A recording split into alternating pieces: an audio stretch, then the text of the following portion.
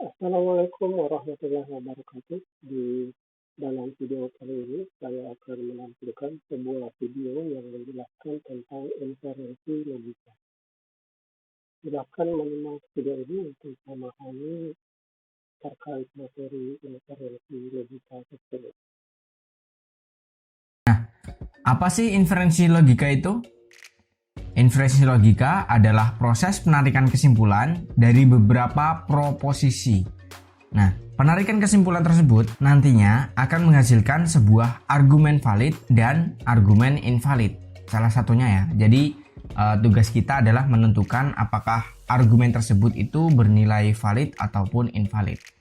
Nah, untuk menentukan sebuah argumen itu valid ataupun invalid, ada beberapa statement ataupun langkah-langkah untuk menentukannya.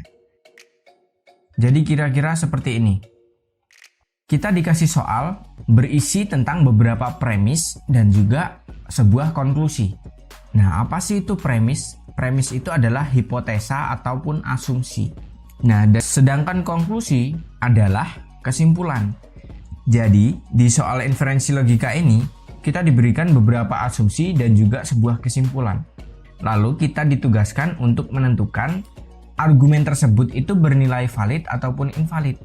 Nah, sedangkan suatu argumen dikatakan valid jika semua premis itu bernilai benar ataupun tautologi. Jadi semuanya bernilai true seperti itu.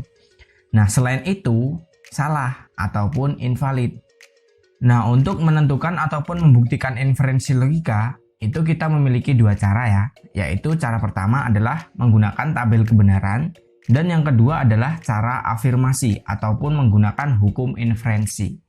Nah, apa sih perbedaan dan kapan sih kita menggunakan tabel kebenaran ataupun afirmasi? Nah, yang pertama itu tabel kebenaran.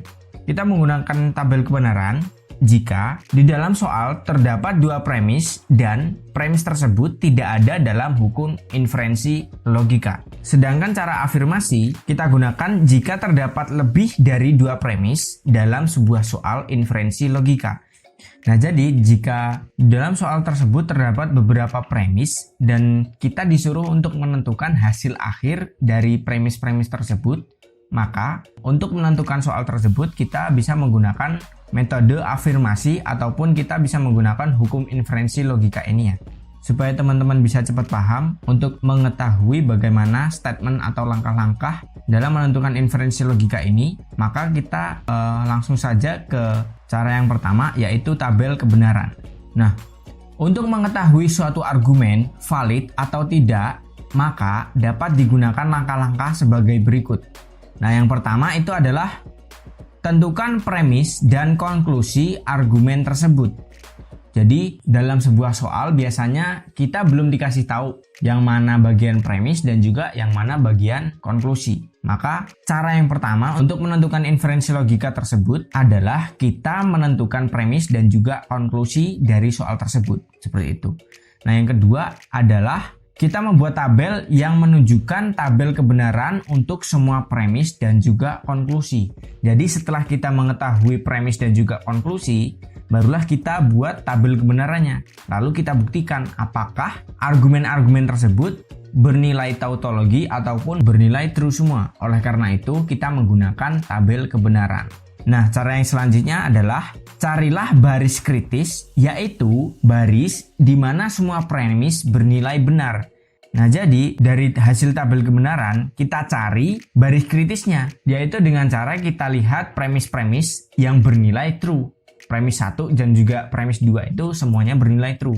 Maka itu adalah baris kritis. Nah, cara yang terakhir adalah dalam garis kritis tersebut, jika nilai kesimpulan semua benar, maka argumen tersebut valid. Nah, setelah kita melihat premis-premis dari hasil tabel kebenaran tadi, maka kita lihat si kesimpulannya apakah bernilai true ataupun false. Jika semuanya itu bernilai true, maka argumen tersebut itu adalah valid. Tetapi jika salah satu saja ada yang bernilai false, maka argumen tersebut itu bernilai invalid. Seperti itu. Oke, kita langsung ke contoh soal saja ya, supaya teman-teman bisa cepat paham dalam memahami materi inferensi logika ini. Soalnya adalah buktikan argumen berikut valid atau invalid. Soal yang pertama adalah premis 1 berbunyi P atau dalam kurung Q atau R tutup kurung. Dan premis kedua berbunyi negasi R dan kesimpulannya adalah P atau Q.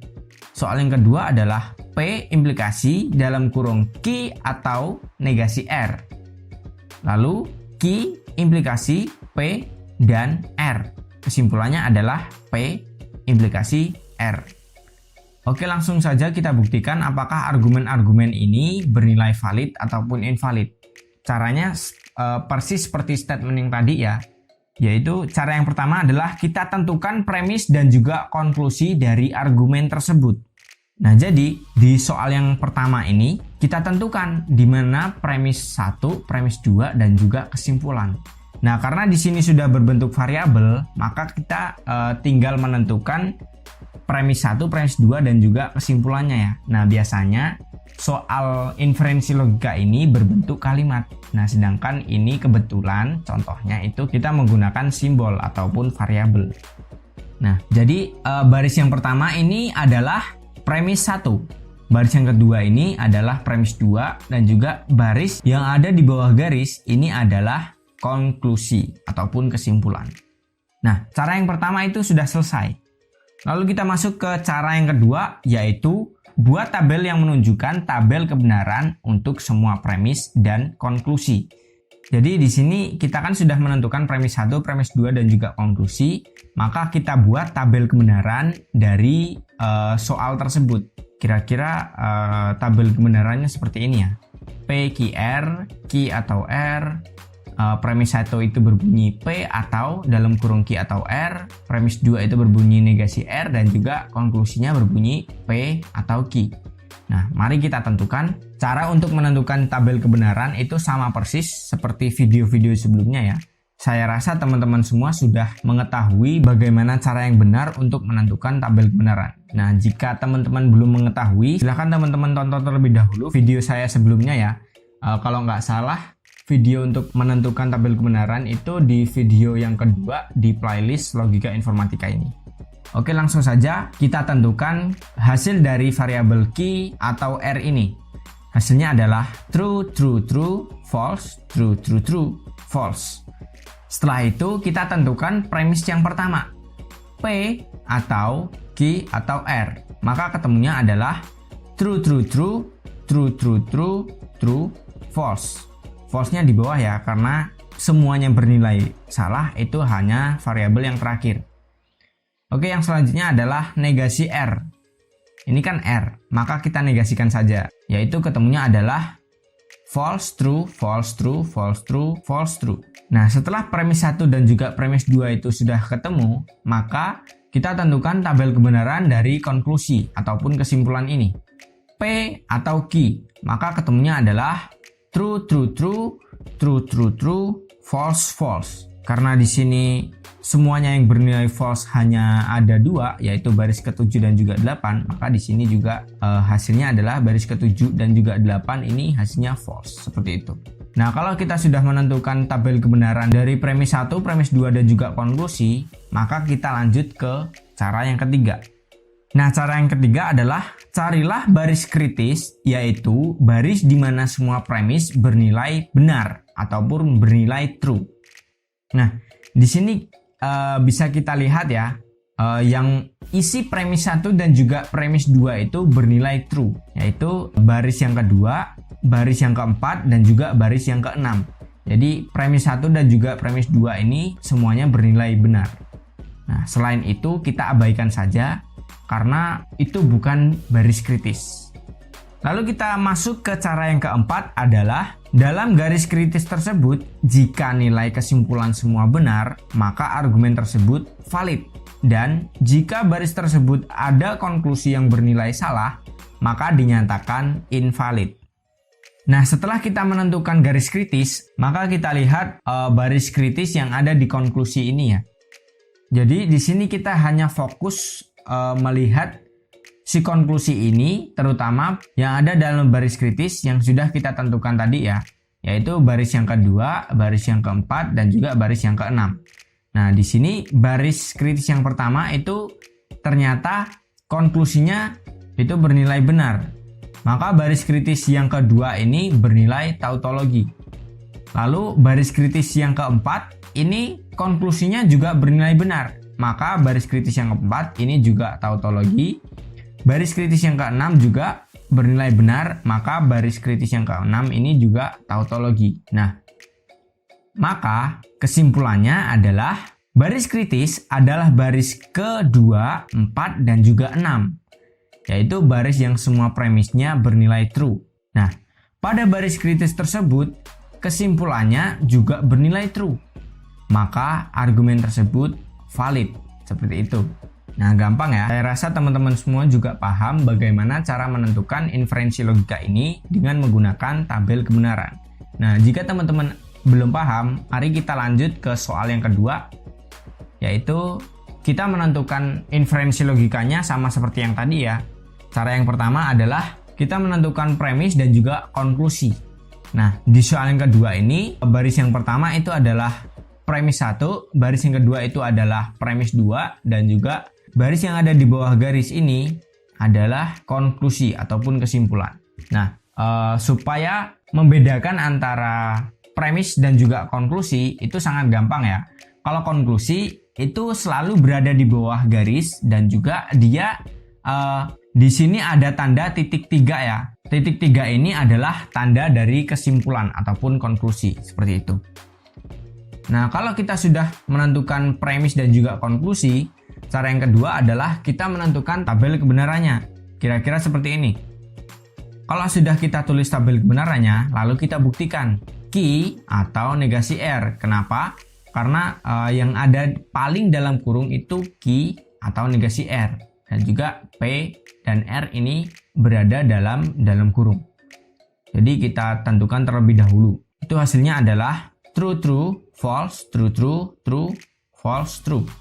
Lalu P dan R itu ketemunya adalah true, false, true, false, false, false, false, false. Kalau sudah seperti itu, maka kita tinggal menentukan tabel kebenaran dari premis 1, premis 2, dan juga konklusi. Si premis 1 ini, tabel kebenarannya adalah true, true, false, true, true, true, true, true. Dan juga premis kedua, ini hasil dari tabel kebenarannya adalah true, false, true, true, false, false, true, true. Kalau premis 1 dan juga premis 2 sudah ketemu, maka kita tentukan tabel kebenaran dari si konklusi ini. Hasilnya adalah true, false, true, false, true, true, true, true. Nah, ini kan sudah ketemu nih. Semua hasil dari tabel kebenarannya sudah ketemu. Maka kita lanjut ke langkah yang ketiga, yaitu kita menentukan baris kritis. Nah, baris kritis tadi adalah kita lihat premis 1 dan juga premis 2, baris mana saja yang semuanya itu bernilai benar. Nah, baris yang pertama ini kan kedua premisnya itu bernilai benar. Kemudian baris yang keempat ini semua premisnya itu bernilai benar, dan juga baris yang ketujuh ini semua premisnya bernilai benar, dan juga baris yang terakhir yaitu baris ke-8 itu semua premisnya bernilai benar.